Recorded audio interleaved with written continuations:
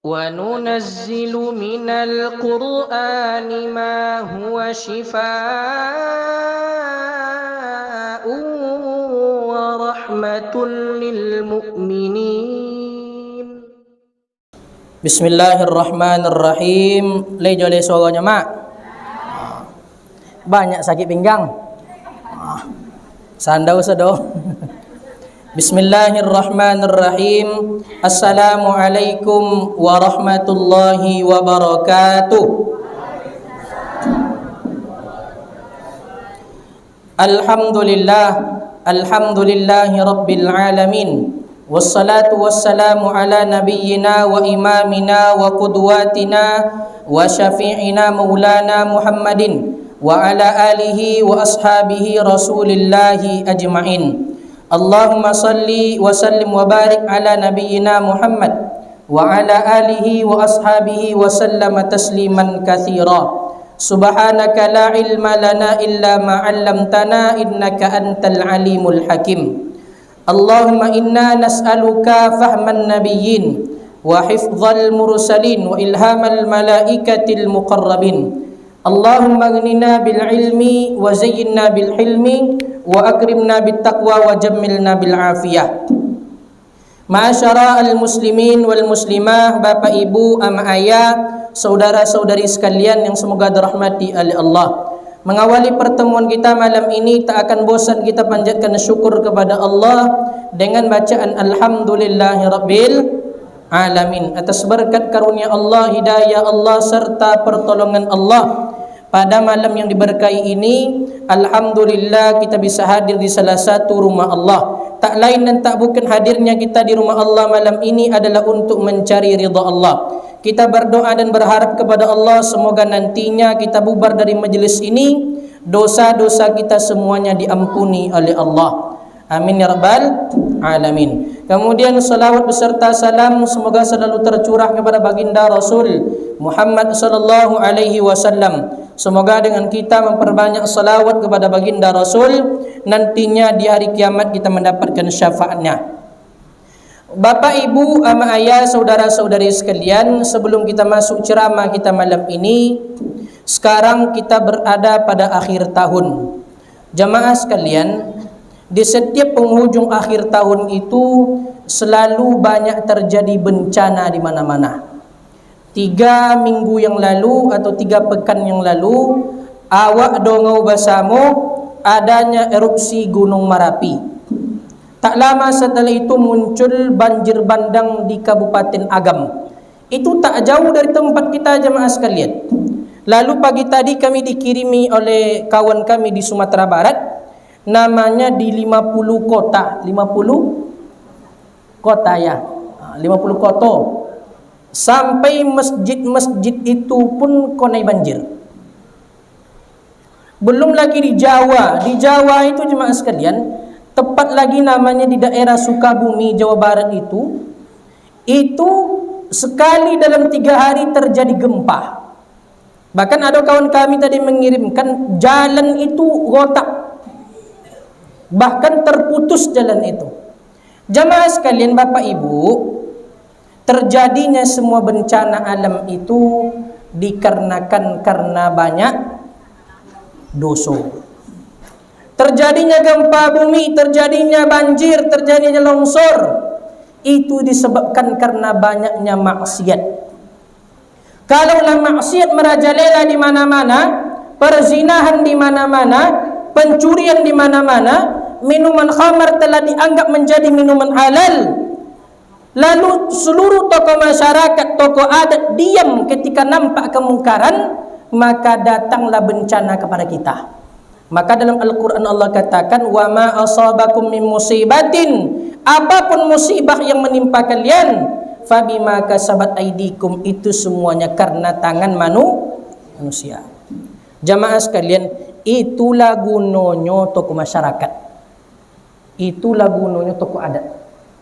Bapak ibu, kami tak akan malu menyampaikan jamaah sekalian, kami ini mohon maaf ini bapak ibu, kalaulah sudah tiba bencana karena banyaknya maksiat, perzinahan banyak di mana-mana, maksiat dosa di mana-mana, datang banjir, yang kone itu uang tua jo atau wak sodo? Sodo, jemaah sekalian. Jemaah sekalian, ini mohon maaf, ini gunanya tokoh masyarakat, ini gunanya tokoh adat, tokoh agama, agar nampak ketika umat masyarakat rakyat merajalela dalam perbuatan maksiat, tokoh masyarakat tak boleh diam. Adanya kadus, adanya RW, adanya RT itu untuk menenangkan masyarakat, jemaah sekalian.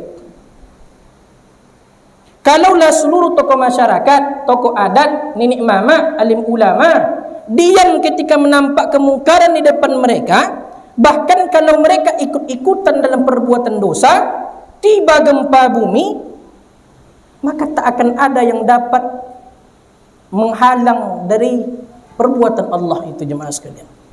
Bapak Ibu, kami masuk dari grup Muhammadiyah. Kalau Bapak Ibu mungkin tanya sama Buya Riswandi itu, kami masuk di grup Muhammadiyah. Dan berkali-kali ini bukan cerita, jemaah sekalian, ini nampak sama kami sendiri karena Bapak Ibu tinggal di sini. Kami pulang, sering kami pulang dari Silam itu lewat di Pulau Ompek. Kadang pulang jam 12 malam, kadang pulang jam 1 malam. Kalau Bapak Ibu mungkin Bapak Ibu tak percaya, ini saya perhatikan sendiri. Kami sering lewat di jembatan ya Bapak Ibu. Dia jam 12, sudah 3 kali kami dapati jembatan kita ini adanya pemuda-pemudi membawa bas godang. Di bonus speaker godang, bajoget bersama-sama di situ. Sekitar jam 1 malam. Itu depan mata saya sendiri. Adanya pemuda-pemudi, bukan pemuda saja, pemudi jemaah sekalian, yang nampak mengisok gokok, tak gokok tak diisok dia. Dan itu sudah masuk itu di grup Muhammadiyah itu. Pernah kami tengok itu. Tapi tak ada tanggapan jemaah sekalian. Dan kebanyakan di tempat-tempat jembatan seperti itu. Dan kami tak pungkiri di jembatan penghubung ujung batu, penghujung antara Pulau Jambu dan Pulau Belimbing itu, jembatan baru tempat kami itu, pernah pulang kami dengan tim kami itu jam 12 malam ke atas. Disko orang tuh di situ, party orang tuh di situ. Lalu tiba-tiba terjadi banjir di mana-mana. Lalu mengeluh jemaah sekalian, ini hampir setiap hari ini dapat kiriman dari PLTA ini. Hampir setiap hari pengumuman dari PLTA. Adanya penaikan air, adanya penaikan karena curah hujan tinggi. Lalu air naik beberapa senti dan sebagainya. Kalaulah Allah selalu turunkan hujan, terjadi banjir karena banyaknya maksiat, banyaknya pemuda-pemudi yang berbuat maksiat, berbuat dosa. Datang banjir tu, yang dicedek banjir tu orang tu awak sodo. Awak sodo. Ndak akan ditengok ada mana yang parti potang naangnya banjir tu. Datang gompo, mana naangnya ada tanya contoh tu Ndak aja mas sekalian. Kalau tiba gempa bumi, maka semua kita kena. Rumah tokoh masyarakat, rumah tokoh adat, rumah tokoh agama, rumah pengurus masjid, rumah orang alim, rumah orang soleha, rumah orang selalu ke masjid, rumah orang selalu baca Al-Quran, akan kena bencana alam. Kenapa? Karena banyak maksiat. Lalu jemaah sekalian, di penghujung akhir tahun ini, bukan sekali 2 kali saja, 2 atau 3 tahun yang lalu kita dengar adanya tsunami, longsor di mana-mana, banjir di mana-mana, gempa bumi di mana-mana, angin puting beliung di mana-mana. Jamaah sekalian, kenapa? Karena banyaknya umat Islam yang sudah sangat kelewatan dalam bertoleransi. Jamaah sekalian, apa tu ndak apa nak ke masjid, apa tu ndak apa nak baca Al-Quran, jarang baca Al-Quran, jarang salat. Tapi ketika datangnya hari raya orang-orang Nasrani, apa tu ikut-ikut pulau. Sampai malam tahun baru penuh pemuda-pemudi kita. Kalaulah malam tahun baru besok bertopatan topik pulau dan malam wirid awak, contoh Bapak Ibu, Malam wirid awak pas 10 esok contoh malam tahun baru. Lalu dibuat contoh-contoh dari pemerintah bekok organ tunggal di pasau tu. Mana kan banyak ke situ tu kau mai bang. Ke situ di mas kalian. Padahal tahun baru itu adalah perjalanan dari hari raya orang-orang Nasrani dari tanggal 25 malam Natal. Jadi habisnya malam tahun baru. Kamu saji indah mau baca Al-Quran, indah mau tahun baru copek. Makanya bapak ibu yang dirahmati oleh Allah, jaga anak-anak kita, jaga anak gadis kita. Jangan sampai malam tahun baru itu keluar. Jangan sampai malam tahun baru itu bermaksiat. Jangan sampai malam tahun baru itu kombang apinya.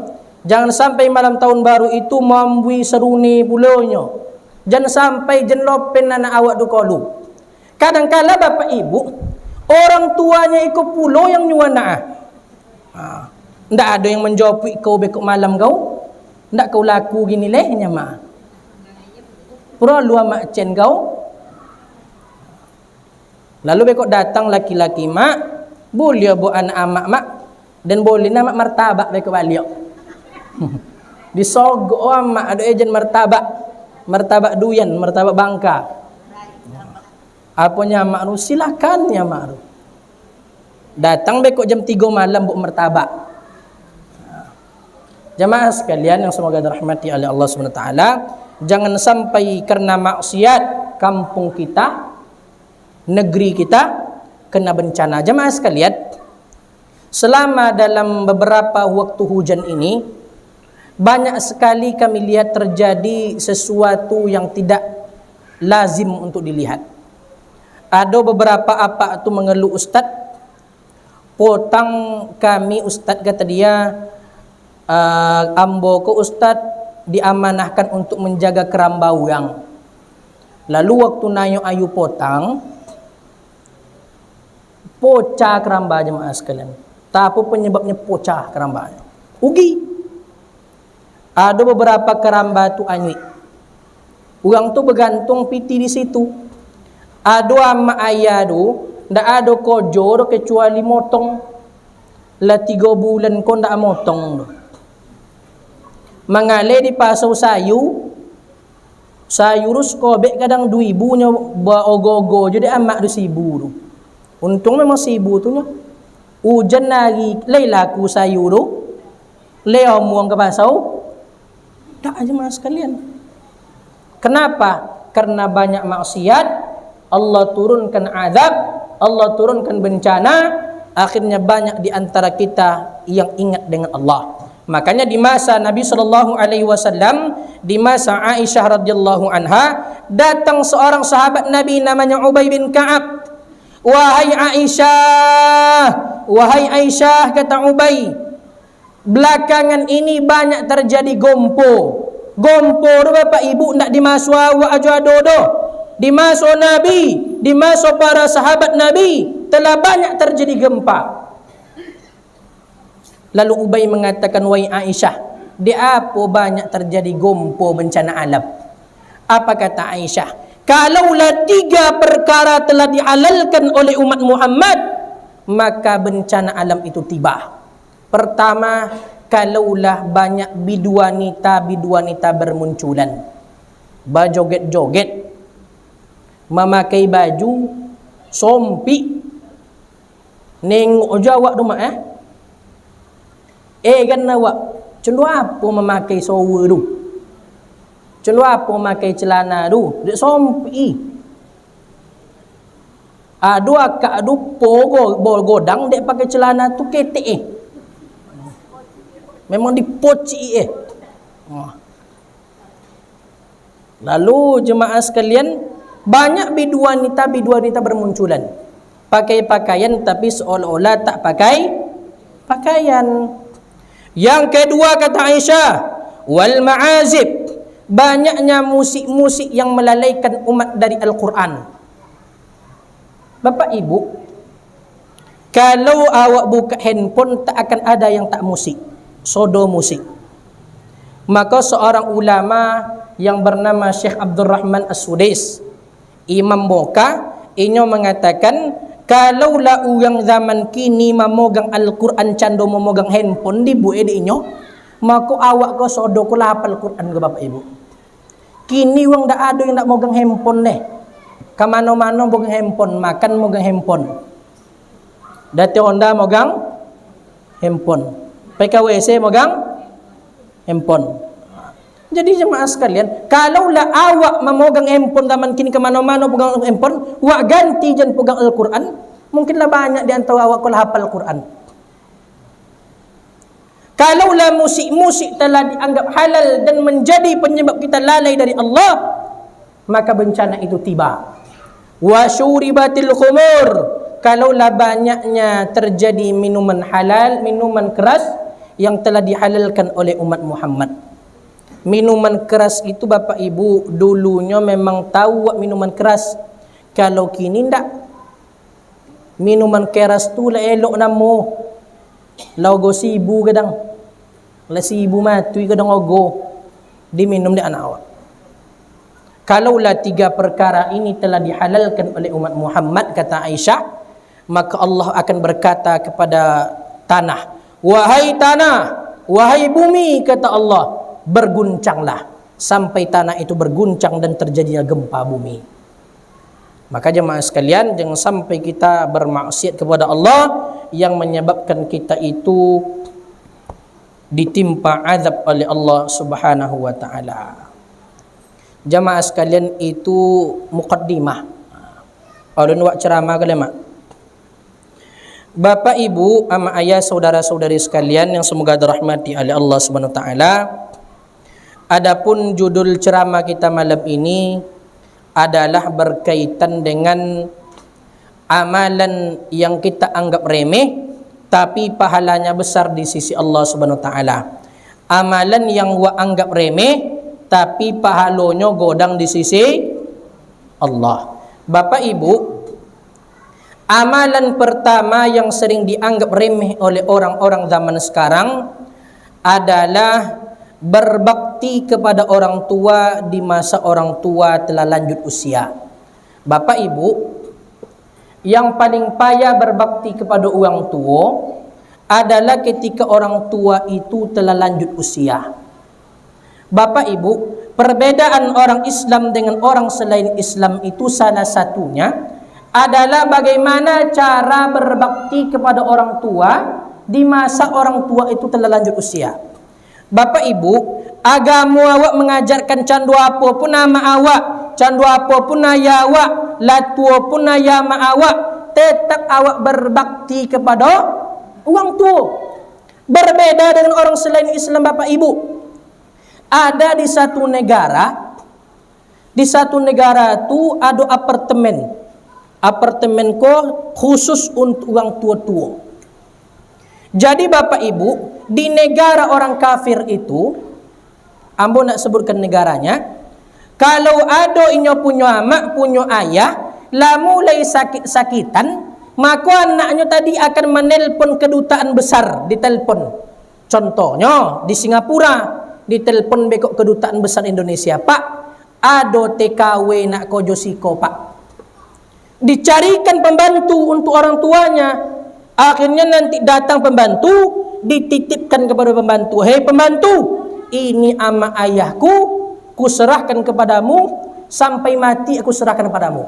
Semenjak diserahkan adik anak itu ke pembantu, anak itu tak pernah lagi tahu menau tentang orang tuanya. Bahkan sampai orang tuanya meninggal dunia, ditelepon oleh pihak rumah sakit, Pak, ini orang tua bapak meninggal dunia. Apa kata anaknya? Ibu, bapak, selesaikan pemakaman ayah saya kirimkan uang. Kalaulah mulai sakit-sakitan sama ayahnya, maka biasanya anak itu akan melepaskan ke panti-panti jompo, akan melepaskan ke apartemen-apartemen untuk dijaga oleh pembantu. Dan anak itu tak akan tahu lagi tentang orang tuanya. Karena bagi mereka, menjaga orang tua di masa lansia itu adalah aib. Buruk namanya kalau menjaga orang tua tu. Maka perbedaan orang kita dengan selain mereka itu adalah banyak sekali jemaah sekalian. Salah satunya adalah bagaimana cara menjaga orang tua di masa orang tua sudah lanjut usia. Bapak Ibu, ada salah satu ustaz di sini dan itu menjadi bahan motivasi bagi kami di waktu kami ketek dulu. Dari ketek Bapak Ibu, amak buya dula sakit. Buya tu yang kuat ke Bapak Ibu, kecamatan ku.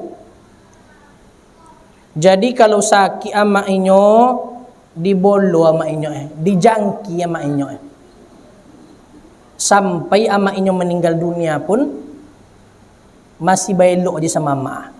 Mohon maaf, baso ciri amak pun inyo selalu menjaga orang tua.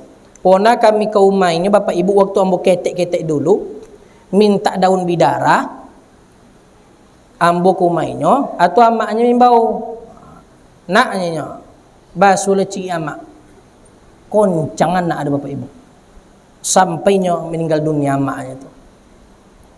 Kalau ada anak awak ditinggen awak ndak apa na basuh sama mak ayahnya leh pai nyo merantau mak, pai merantau ke Malaysia mak ndak apa na baliok do, pai ke merantau ke Jakarta mak ndak apa na baliok ke maknya do Bapak Ibu. Maka anak tu lebih parah daripada orang kafir. Bapak Ibu, mungkinlah pernah kami sampaikan sama Bapak Ibu, kami dulu hampir ujian di Tangerang, Jawa, di Jakarta, ujian kuliah. Jadi Bapak Ibu, karena kami ujiannya itu UAS namanya, harus ke Tangerang. Jadi ada salah satu uwo atau niniok di kampung kami, itu di Pulau Blembiang Bapak Ibu, tahu nyodongau nyo kami nak akan pergi ke Jakarta waktu itu. Tapi ujungnya kami tidak jadi sampai ke Jakarta. Dipanggil lambo de uwo tu nak nyo kan, Sabil, iyo nak pergi ke Jakarta wang besok. Apa nyambo insyaallah wo. Dikalun de uwo do Bapak Ibu dalam tas ketek inyo, dikalun foto de inyo. Sabil nyo tengok foto ko.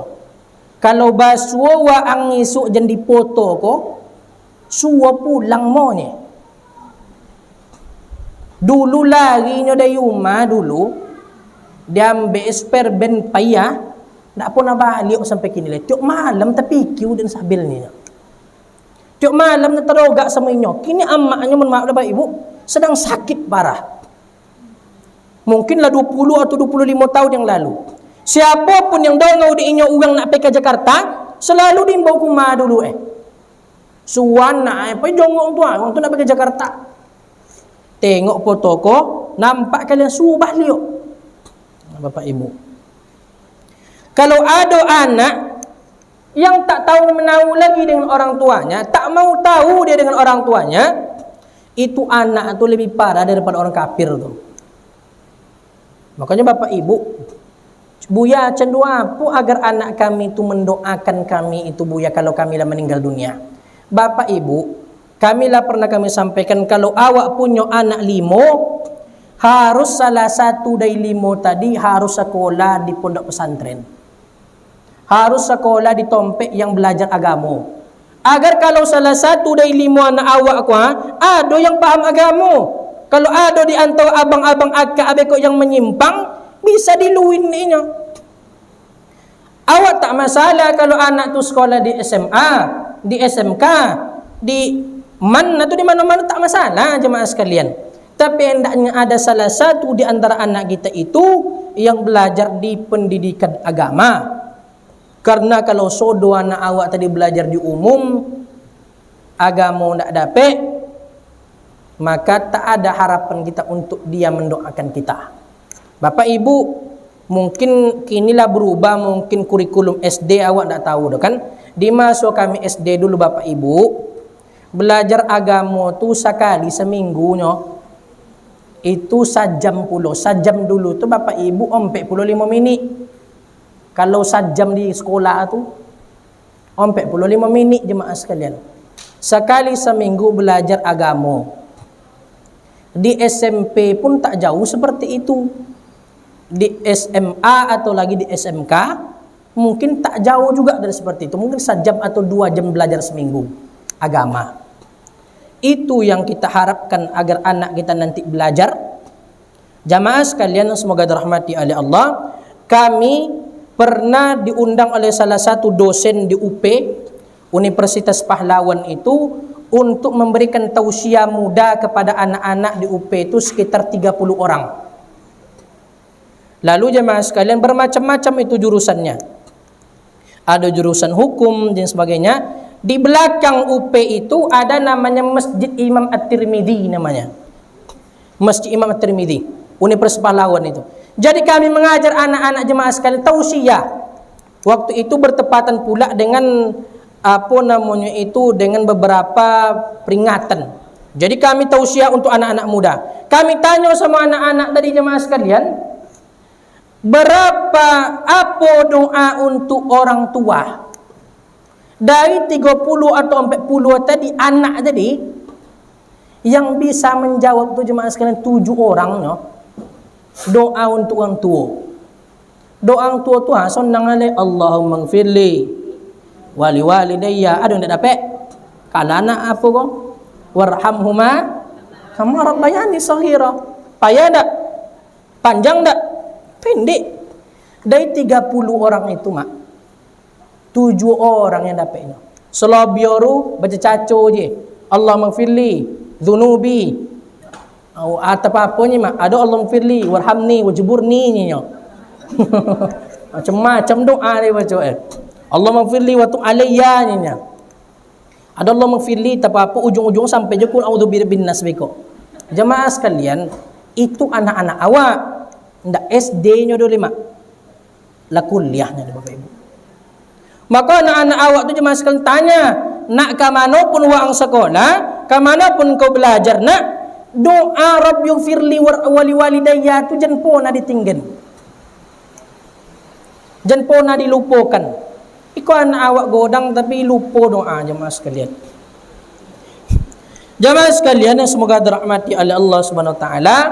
Yang kedua, amalan yang dianggap remeh oleh orang-orang di zaman sekarang tapi pahalanya besar di sisi Allah adalah bersuci setiap saat. Jamaah sekalian, awak kadang-kala berwuduk, awak ambil wuduk awak waktu nak solat aja. Jamaah sekalian, berwuduk itu bukan mau solat saja, tapi berwuduk itu Bapak Ibu, kapan kita batal wuduk, maka kita perbarui wuduk kita. Sampai nantinya kita dipanggil oleh Allah meninggal dunia dalam keadaan berwuduk. Bapak Ibu, ama ayah, saudara-saudari sekalian, iko mungkinlah pernah ambo ceritakan kepada Bapak Ibu, ada pengantin laki-laki dan perempuan baru nikah. Zaman sekarang Bapak Ibu, orang selalu melalaikan solat kalau ada acara boleh. Pengantinnya jarang solat, bahkan tak solat hari pesta pernikahan. Ama-ama ayahnya, keluarganya sibuk sodo. Yang diundang pun sibuk pula. Duduk bekok jam 1, pulang bekok jam 4. Jamaah sekalian, banyak orang-orang ketika menghadiri pesta pernikahan tak salat sampai pengantinnya sekalipun. Ini ada cerita Bapak Ibu. Ada pengantin laki-laki dan pengantin perempuan. Jadi pengantin perempuan ini Bapak Ibu tak pernah dia lalai salat. Kalau masuk waktu salat hayya 'alas salat, salat dia langsung. Tak pernah lalai salatnya. Kalau batal wuduknya Bapak Ibu, berwuduk dia kembali. Pada suatu hari Bapak Ibu, waktu acara pesta pernikahan, badan ko sodo muko la pakai make up, bodak lah dipakai, pakai pakaian ala pengantin. Masuk waktu salat zuhur, la mulai takwi pada usigo. Ya Allah, ndakkan dan salat zuhur kau nyenyo. Kalau dan ikutin jo acara kau mungkin sampai lo asar bekok lewat zuhur. Ya Allah, kalau lah mungkin dan semayang kini bongi keluarga dan kau. Dek apa bongi keluarga? Dek garam makeup lah terpasang. Bodak lah tak pasang. Lalu izin nyo sama laki nyo bang, semayang dan luyo bang, tak pun ada lalai semayang ko bang. Batal wudu pun tak pun ada bang. Apanya laki, tak bisa rodek. Iko ko lah make up awak ko. Tamu banyak yang nak salam. Tapi cubalah izin sama mak ayah. Datangnya ke mak ayah, mak, ya, dan nak semayang dan ya. Semayang dan mak, tak pun nak terlambat cenoko doh. Izinkanlah den. Bongnya mak ayah, ngapo ko cenoko? Tak boleh orangnya mak ayah. Harus di sini tak boleh solat. Beko hilang, beko make up aku doh. Lah sudah beko acara, beko sore solat lahnya mak. Lalu izinnya sama mertuanya bapak ibu, apa kata mertuanya? Tak boleh nak.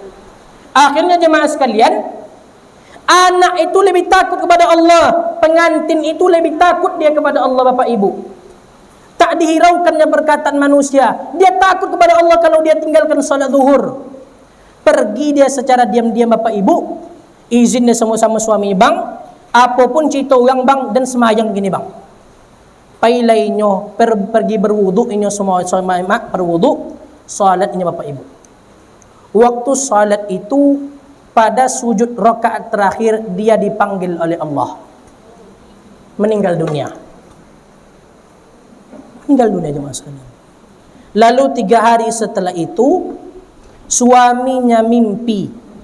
Dalam mimpi itu didatangi oleh istrinya, abang katanya, semenjak aku dipanggil oleh Allah waktu salat, aku selalu mencium bau surga dari tempat kuburanku, dikarenakan aku salat pada waktunya dan aku meninggal dalam keadaan sujud.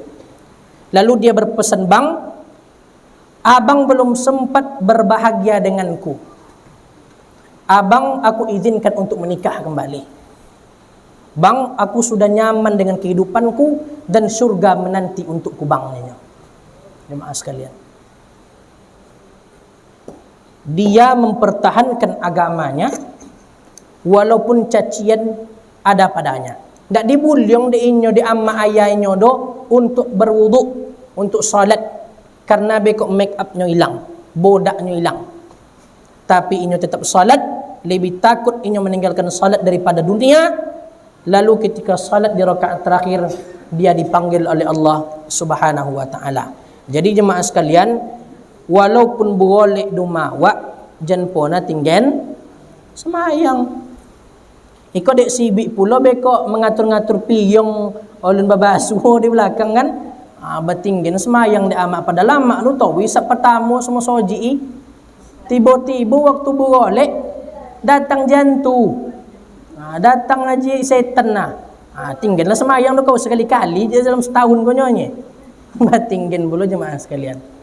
Kadang de awak meninggalkan salat sekali, itu kadang-kala yang menyebabkan kita masuk ke dalam neraka. Jadi yang pun rasa contoh tu banyak bertaubat. Banyak bertaubat, banyak beristighfar pada Allah. Kadang yang parah tu bapak ibu bukan orang yang bolehnya, awak tamu kuah. Apalagi di akhir tahun kau mak, tiap hari dapat undangan boleh, tiap hari pula mak dupai boleh. Ndak pun nak semayang zuhur mak boleh. Duduk-duduk bekok dong-dong organ lasar je. Ataupun yang mak sekali-kalinya nya. Esok pula contoh tujuh, 2 kalinya nya. Sampai berkali-kali Allah Subhanahu wa taala menghukum kita dengan azabnya. Yang ketiga jemaah sekalian, amalan yang dianggap remeh tapi pahalanya besar di sisi Allah Subhanahu wa taala adalah mendoakan orang lain. Bapak Ibu, doa yang mustajab itu adalah doa kita terhadap saudara kita yang dia tak tahu kalau kita mendoakannya. Bapak Ibu, siapa yang pernah berbuat baik sama Bapak Ibu, doakan ninyo. Doakan ninyo Bapak Ibu.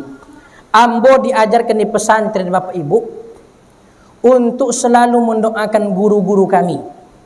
Guru yang paling ambo payah melupong Bapak Ibu adalah bukan guru pesantren, bukan guru SD, guru TK. Guru yang paling payah dilupung tu guru TK tu lah. Karena kuat kesabarannya. Jadi jangan ada orang mengejek, apa kau jago gini? Guru TK. Guru TK-nya nyamak tu. Padahal guru TK itulah guru yang sangat berjasa. Bapak, Ibu, ama ayah, saudara-saudara sekalian, kami kalau di pesantren selalu diajarkan bagaimana cara mendoakan guru. Kami diajarkan berdoa, ya Allah, berkailah guru kami, rahmatilah guru kami. Kalau masih guru kami du, ya Allah panjang umur. Tapi kalaulah meninggal guru kami tadi, lapangkan kuburannya. Ya Allah, kalaulah guru kami itu masih mengajar kepada kami, ya Allah, tutuplah aib guru du supaya awak du masih lomak menuntut ilmu samuinyo. Kalaulah anak murid du lanon tu aib guru du, biasa anak murid tu mulai remeh sama gurunya. Ulun masuk guru bekok ke dalam kelas tu, Bapak Ibu, lah dicemein guru. Guru kau je lainnya. Dah lama majau. Kenapa? Karena guru itu telah ditampakkan aibnya kepada murid-muridnya. Makanya kalau berokah ilmu tu, Bapak Ibu, selalu doakan guru. Doakan guru-guru kita jemaah sekalian. Ambo bisa baca Al-Quran ni ke Bapak Ibu, bukan dari pesantren. Ambo belajar baca Al-Quran itu, Bapak Ibu, semenjak Ambo MDA di Sungai Maki. Itu guru kami Pak Parmin namanya. Pak Parmin itulah yang mengajarkan kami Al-Quran. Ambo bisa baca Al-Quran baru di situ, Bapak Ibu. Ambo bisa hafal Al-Quran karena Ambo bisa baca Al-Quran. Dan Ambo bisa baca Al-Quran dari Pak Parmin itu sampai mati pun ninya suatu kelak, Ambo tak akan pernah lupakan dia. Dan dalam setiap doa kami selalu doakan dia jemaah sekalian. Kemudian Bapak Ibu yang dirahmati oleh Allah SWT, kadangkala Bapak Ibu ini sering bertanya, Ustadz, bagaimana cara mendoakan orang tua? Bapak Ibu, Al-Imam An-Nawawi dalam kitabnya Syarhul Muslim, ia mengatakan sama ndak kalau padusi mendoang ayah sama mendoang kalau kelaki mendoang ayahnya. Sama ndak kalau amak-amak mendoang ayah amak dengan apa aku mendoang ayah amaknya. Beda aja Mas sekalian. Perlu diperhatikan. Kalau kami laki-laki berdoa, ikut supaya amak tu paham. Kalau kami laki-laki berdoa, ya Allah, panjangkanlah umur orang tua kami, ya Allah. Sehatkan badannya, ya Allah. Atau kami berinfak, Bapak Ibu, berinfak ambo. Contoh datang anak yatim, ambo bayi piti 5.000 sama anak yatim. Itu Bapak Ibu, ambo yang berinfak sama anak yatim, ambo dapat pahala, ama ayah ambo dapat pahala. Tanpa ambo sobik nama orang tua. Tapi kalau perempuan yang sudah punya suami, harus disobik nama orang tua. Kalau ndak kalaki pai sodo, kata Imam An-Nawawi. Contoh, Bapak Ibu berinfak, bersedekah, mewakafkan Al-Quran. Ya Allah, ini wakaf Al-Quranku atas nama orang tuaku, sobik nama orang tua. Kalau ndak kalaki pai, karena di masa kalian telah menikah, maka tanggung jawab itu diatur semuanya oleh laki. Lalu kalau amak berinfak, tak boleh langsung berinfak. Harus dapat izin dari suami. Berinfak amak, kalau kami berinfak langsung boleh. Tapi kalau ibu berinfak, syaratnya 2. Pertama, kalau amak laba laki, berinfak harus dapat izin suami. Apa Ibu? Silakan. Gimana? Jemaah sekalian, piti awaknya nih. Ndak piti laki. Jadi konsepnya kan kalau piti awak untuk awak, kalau piti laki untuk awak aja. Jadi kalau piti awak untuk awak, piti laki untuk awak. Jemaah sekalian, tetap jemaah sekalian, piti awak itu Bapak Ibu, walaupun piti istri itu memang hak dia, tapi mengeluarkan itu pun harus sepengetahuan suami. Izin tak izin itu urusan nanti. Tapi harus tahu suami. Untuk apa dia tahu? Untuk menghindari fitnah. Kalaupun suami tak izinkan, kalau dia itu berasal dari uang awak, maka tetap saja sah, boleh saja. Karena itu piti awak. Tapi harus dapet non tu dek laki do mengalun piti. Mereka tahu pula piti siapa kau? Piti dan pulau kau ambil nyo. Piti kau ndak berkurang dah, piti dan banyak kurangannya mereka kan. Jadi jemaah sekalian harus tahu laki itu. Kemudian kalau ibu berinfak harus izin suami. Kemudian disobui namo. Kalau ndak disobui namo kata para ulama, amma aja berinfak maka laki dapat. Tapi kalau kami berinfak, amma kami dapat, ayah kami dapat, kami pun dapat. Makanya perempuan disebut namanya. Makanya ketika kami mewakafkan Al-Quran, mushaf Al-Quran itu kalau dari perempuan kami tulis namanya. Contohnya dari ibu siapa nyambo kan, dari ibu Rahimah, batulis nama tu Rahimah. Untuk siapa? Untuk ayah batulis Jamaluddin, batulis je mas kalian. Tapi kalau laki-laki, bapa nak impak Pak Haji, satu Al-Quran Ustaz, selesai je mas kalian.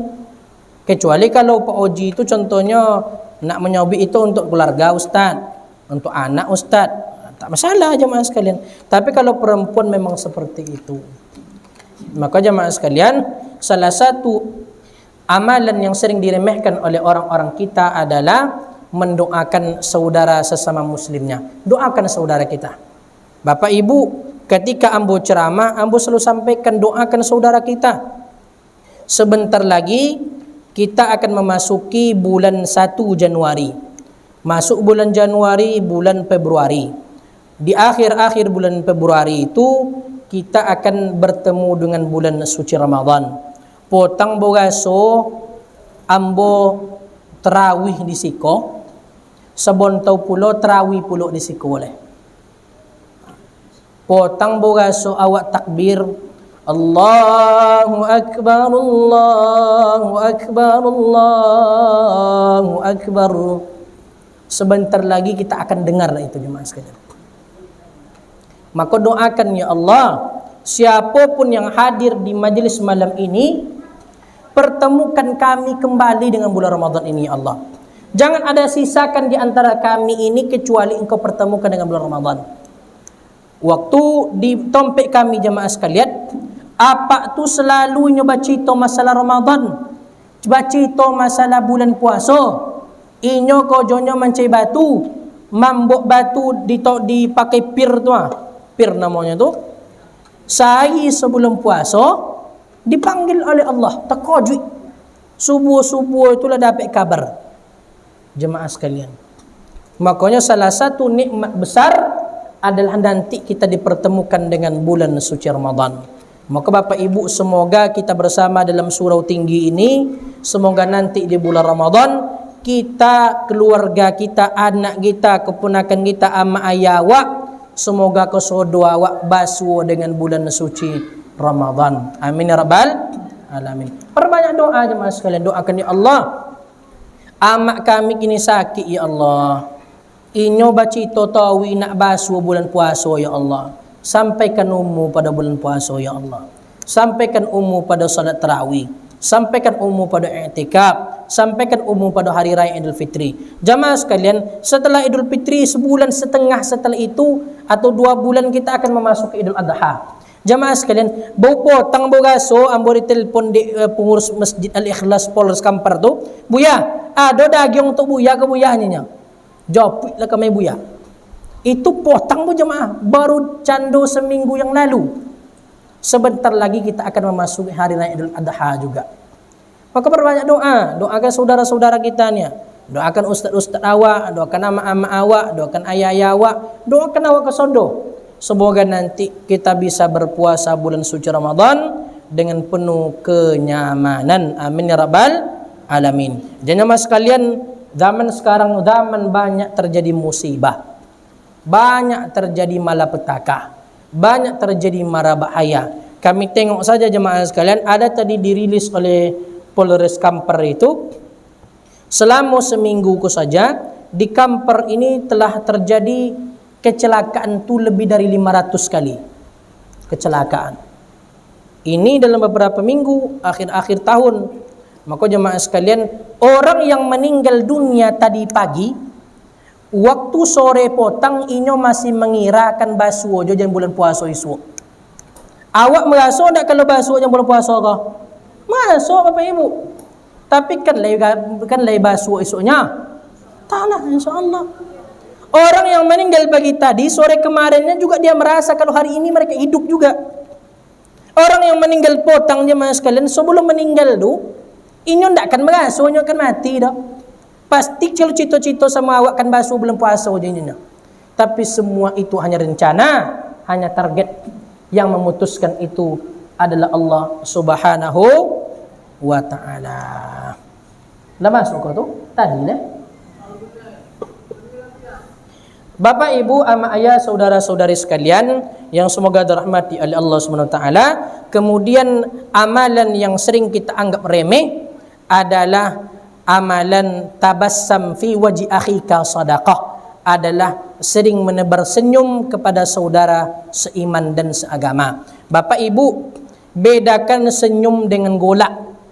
Kalau senyum tu ikut melebar, ndak bersuara tu. Kalau bersuara, golak. Kadang amak-amak kini tu, kalah golak macam kuntilanak. Sangit golak. Sangit tak kojik-kojik jemaah sekalian. Salah satu sedekah yang paling luar biasa dan dianggap sebagai amalan yang remeh adalah senyum. Senyum jemaah sekalian. Basuh sama kawan awak, senyum. Basuh sama kawan orang, senyum. Basuh sama anak orang, senyum. Yang tak boleh tu senyum ke laki orang. Kalau laki orang kok senyum je. Fitnah jemaah sekalian. Tak boleh kami senyum ke laki orang tu ya? Boleh. Tapi jangan sampai timbul fitnah. Kalau lah takut rasa timbul fitnah, jangan senyum malah. Letak je muka-muka biasa. Muka-muka ibu hati. Jangan sampai karena awak bekok senyum membuat terjadinya fitnah. Jemaah sekalian, kemudian senyum itu Bapak Ibu di dalam ilmu tahsin itu sangat banyak faedahnya. Jadi kalau Bapak Ibu sedang baca Al-Quran, agar Al-Quran itu keluarnya bagus, maka cara baca Al-Quran itu disenyumkan, dilebarkan mulut itu ke samping. Maka kalau Bapak Ibu, ibu-ibu yang sering baca Al-Quran tu, tengok, Buya, candu apa caranya supaya awak tu baca Al-Quran tu elok suara awak kalu, elok makharijul hurufnya keluar, adalah kalau baca Al-Quran tu senyum dia. Makanya kami tu belajar tahsin, belajar Al-Quran itu sama orang Mesir dulu, namanya Syekh Sa'di. Kalau baca Al-Quran tu ndak senyum awak sambil baca Al-Quran tu, bonginya ditop apa awak hanya di apa nama tu mak jonti bibio bibio ambo ko la kali bongka al jonti nya tangannya godang tangan orang-orang Mesir. Jadi kalau baca Al-Quran itu harus senyum. Berbeda jemaah sekalian, kalau awak baca Al-Quran dalam keadaan senyum dengan tidak, itu beda suaranya. Contohnya Alhamdulillahi Rabbil Alamin, itu kan awak tu baca Al-Quran tidak senyum tapi mengango. Orang yang sering baca Al-Quran mengango pasti tidak elok suara kalu. Makanya orang-orang MTQ, Musabaqah Tilawatil Quran, mereka itu diajarkan pertama kali itu untuk senyum. Jadi keluar dia bagus. Jadi jemaah sekalian, kalau baca Al-Quran itu senyum. Jadi beda. Alhamdulillahi Rabbil Alamin. Beda dia kecuali kalau senyum itu dilebarkan. Alhamdulillahi Rabbil Alamin. Huruf A itu, huruf Ain itu akan bagus keluarnya kalau mulut itu dilebarkan. Kalau huruf Hamzah atau Alif, dia itu akan bagus keluarnya kalau disenyumkan. A dengan A. Alhamdulillah. Alhamdulillah jemaah sekalian. Maka makharijul huruf, huruf Sad, huruf Dad, huruf Ta, huruf Sa, keluarnya bagus kalaulah kita itu bacanya dengan melebarkan mulut. Dan itu salah satu hikmahnya adanya senyum jemaah sekalian. Makanya orang yang jarang senyum tu payahnya bi huruf Sad Sotnya kalau belajar tahsin tu. Ndak topik tu. Itu jarang senyum tu. Kalau orang pembongi tu payahnya bi huruf Ta. Karena ini payah senyum mah. Tapi kalau orang yang sering senyum, maka keluar huruf-huruf itu dengan penuh kebaikan.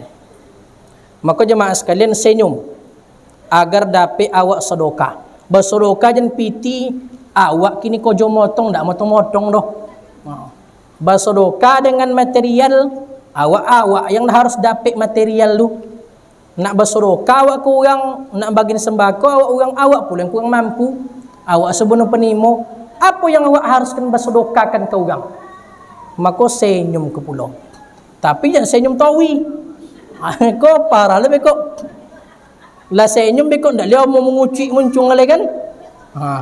Ndak je awak lain kawan dia pula. Maka jemaah sekalian, senyum itu salah satu sedekah yang paling afdal.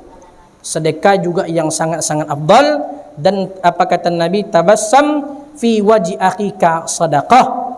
Senyum kepada saudaramu itu dinilai sedekah. Oleh karena itu Bapak Ibu, ama ayah saudara-saudari sekalian, ini adalah bentuk beberapa amalan-amalan yang remeh dianggap oleh kaum muslimin, tapi ternyata pahalanya sangat besar di sisi Allah SWT.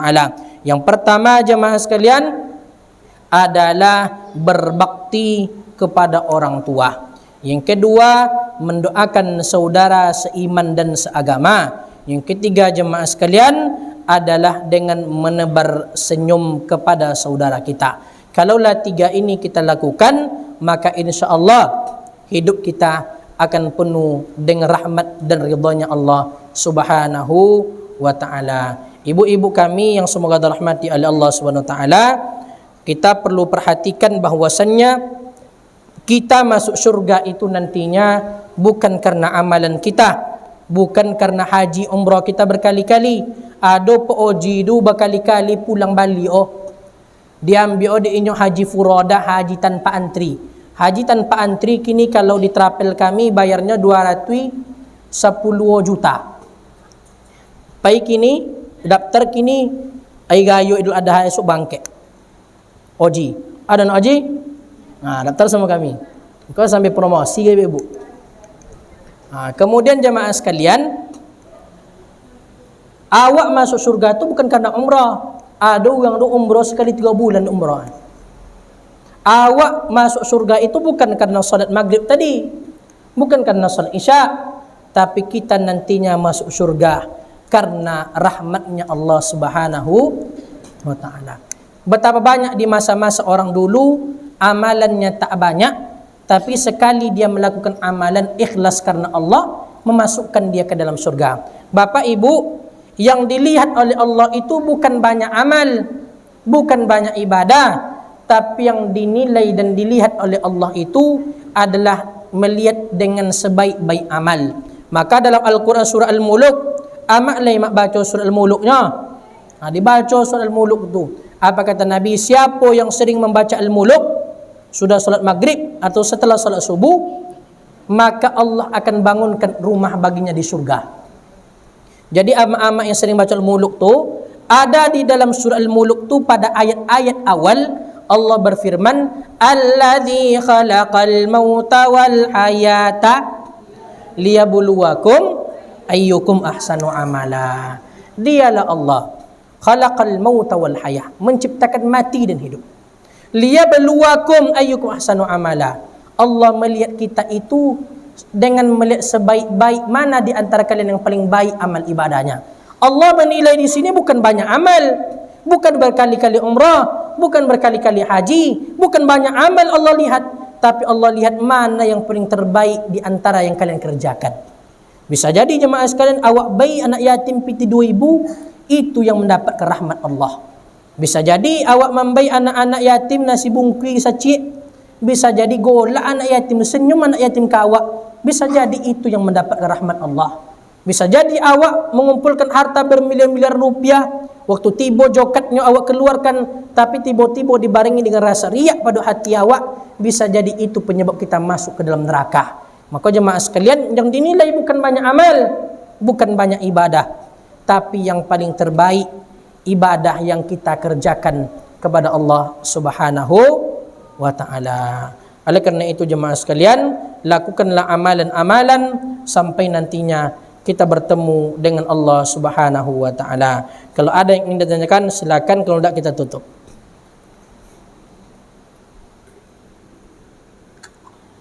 Ada yang ditanya Bapak Ibu? Ndak ada yang ditanya. Kalau ndak ada yang ditanyakan, ada yang lolok? Ndak ada lolok kan? Kau tengok aja kau. Kau lolok dan soga di hati kau mak. Kalau ndak takbir di soga aja lolok. Jadi jemaah sekalian, begitu saja yang dapat kita sampaikan malam ini. Kalau ada salah mohon dimaafkan. Kemudian kita sekarang jemaah sekalian berada pada akhir-akhir tahun.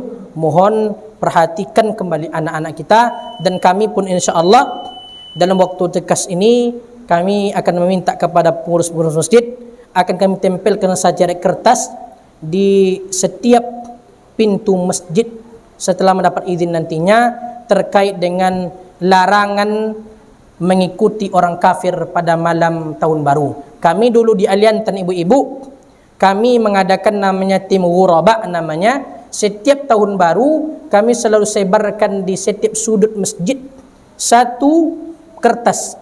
Di situ kami sampaikan tidak boleh ikut dalam tahun baru. Jadi setiap orang masuk masjid tahu dia.